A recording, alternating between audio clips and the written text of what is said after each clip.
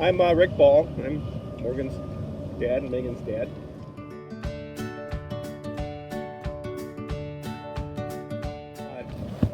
I grew up on this farm, pretty much lived here all my life. We used to have like 120 cows and a bunch of hogs that we raised out and crops. The girls got in 4-H and was shown cattle, and we started slowly building the herd back up. My name is Megan Johnson. My husband's also a cattle and crop farmer with his family, and so I've always grown up with cattle and just helping with tagging and banding and sorting and feeding and doing all of the chores with the cattle.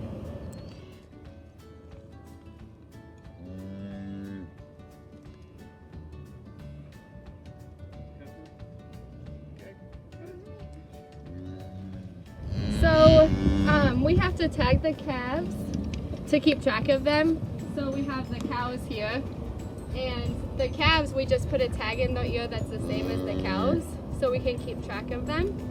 And that way when we are out looking for the calves, we know who belongs to who, and we can count them and make sure they're all accounted for. Can we see an up-close view of the tagger? So here is the tagger. Button goes on this part, and when you are putting it in the ear, you just squeeze it and pull it out just like you would if you're getting an ears pierced. And then this is a bander, so for steers, we band them. They're actually bulls to begin with, and then when you band them, they become steers.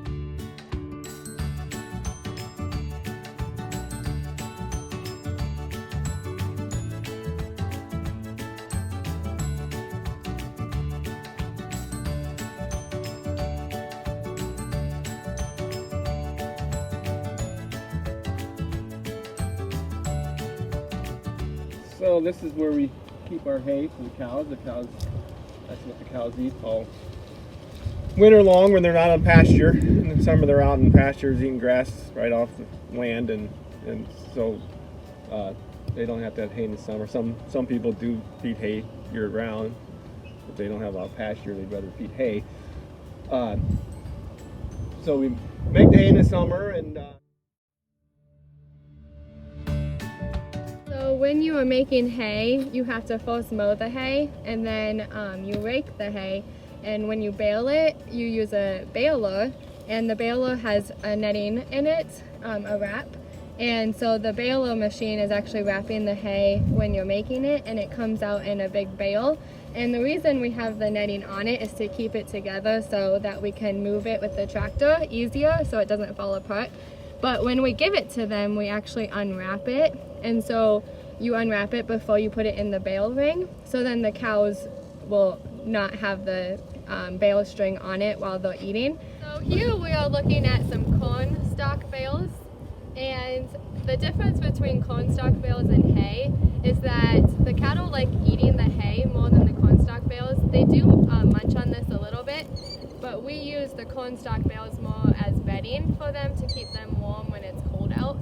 And with corn stalk bales, you make them in a similar way as hay, but it's after harvest time, after you've harvested the corn, then you have the stalks laying on the ground, and you can actually bale those up and make a bale. So then you're not wasting the what's left over from harvest. I see a cow behind you. How do you keep the cows from getting into all of this hay and not wanting to eat it before you put it in the ring? So we actually, if you look over here, we have an electric wire, and cattle are really smart, and they know when something is dangerous, and so they actually will not even try to come in here to the hay because they know that there's an electric wire they've here. experienced at least once that they got shocked from it. So it keeps them out, and so we can keep the hay in here and the corn stalk bales in here, and they can be outside of it eating the grass. It's not a big shock. I mean, it just scares them a little bit. It's just kind of like a underground fence for somebody's yard for the dog. You know, the collar, shock collar. So any different than that. So you name all of your cows? We do not. We mostly just name the ones that we showed in 4-H.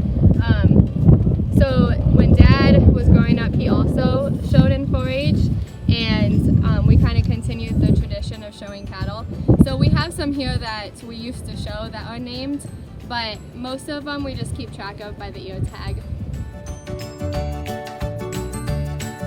This is a protein block that cows need to get their vitamins and the minerals and their nutrition and stuff they need that they don't get it all. Just like a person thinking vitamins, and you don't get everything from food you eat. So it's just a processed block you get at a farm store, and then there's just a salt mineral block in there too. And they really like them. They'll probably have this gone in a couple days. Here's the mineral block, and you can tell where they've been licking it, so they really go after these.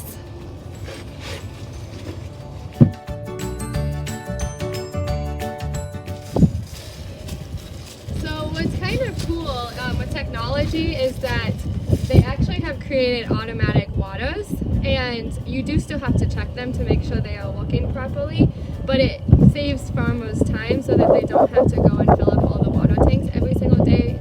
It just comes out of the ground. And so this is one of our automatic waters, and there's a little float in there, and the cows actually put their nose in and they can drink the fresh water from the top. And there's two different sections. So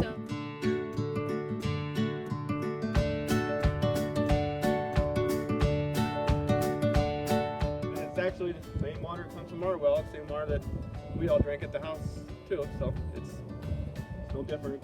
I don't know if I'd want to drink out of this one because the cows have been, but it's the same water.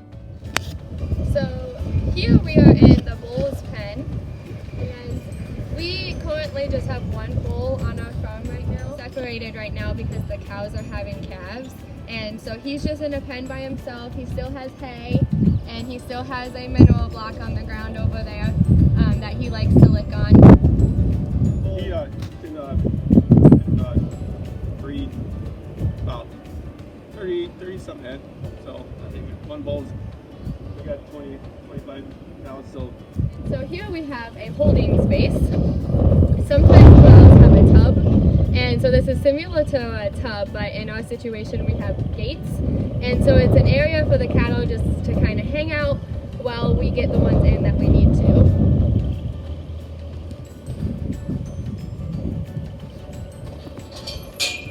And then we open this up and chase one or two, usually just one in here, and then try to get them to go up the solid way, and then pull this over to keep them from backing up on us.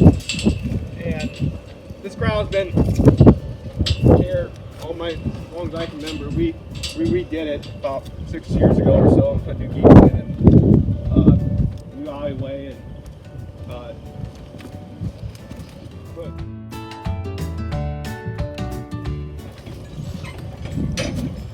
So the cattle come in through here, and we actually have a system where one person is in the head gate where my dad just went, and they are catching the cattle, and then one person is chasing them in, or sometimes more than one person is chasing them in, and then we have a person standing on this side who is going to either give them the medicine that they need, or sometimes, you know how with dogs we have to do like flea and tick treatments?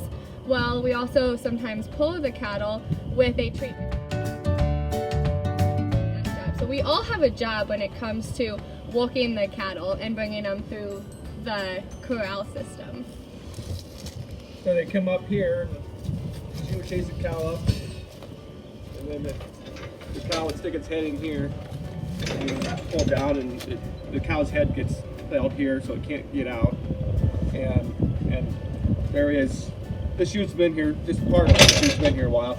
We're planning on getting a new one that's better, one that's a little easier to handle the cows and easier on them, and better, safer for us and them.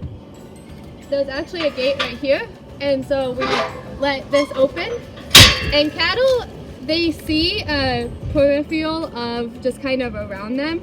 They are kind of what's in front of me and what's the best way that I can protect myself is what they are thinking. And so when we open this, they immediately back up because we're standing there. They don't want to be by us, and they see that this gate is open, so they back up and they immediately leave.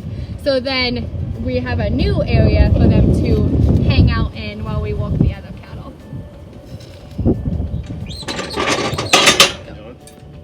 So we are standing in a pen that we created specifically for calving season.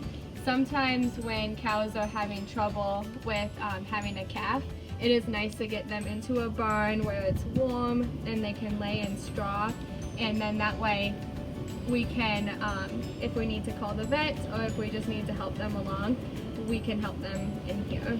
Yeah, like a couple weeks ago, came home from work and it was like a couple Fridays ago, and it was like pretty cold like today. It actually probably colder out. It was raining and just a really crappy day. And so I saw a cow when I got home that she's getting ready to have a calf. And so I called the girls and the guys, and they came over, and after I talked to them, I found another cow that just had a calf, and it was just going to be a miserable night. So we got them both in another calving pen. We put one in another calving pen and the other one in this one, and we just came back down about 10, and she had it, and it was standing up. And I mean, if it would have been outside in the cold and the wet, the calves really got to get going in the first, 12 hours, and they got to get colostrum, and if they don't get going, they don't get that first milk, it's hard.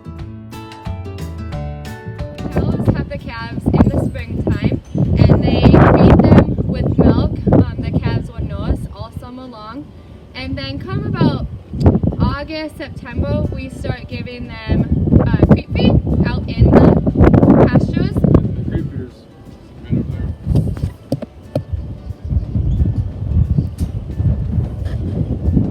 And so when we put the creep feeder out there, the calves will start going in there and eating feed. When calves are little, they need that feed. And as they get older, then they will kind of wean themselves off of milk a little bit and just eating the creep feed.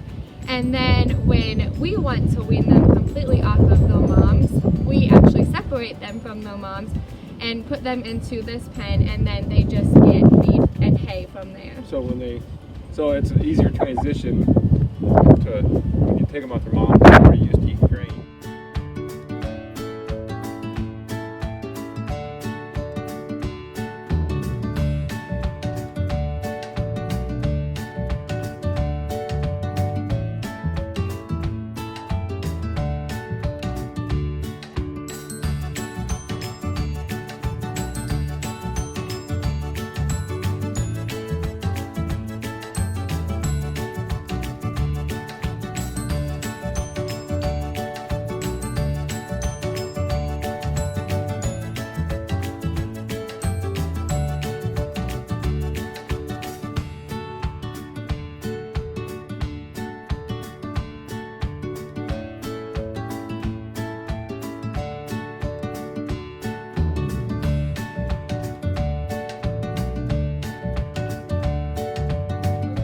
Inside now, just looking at the tools and things that we use here on the farm.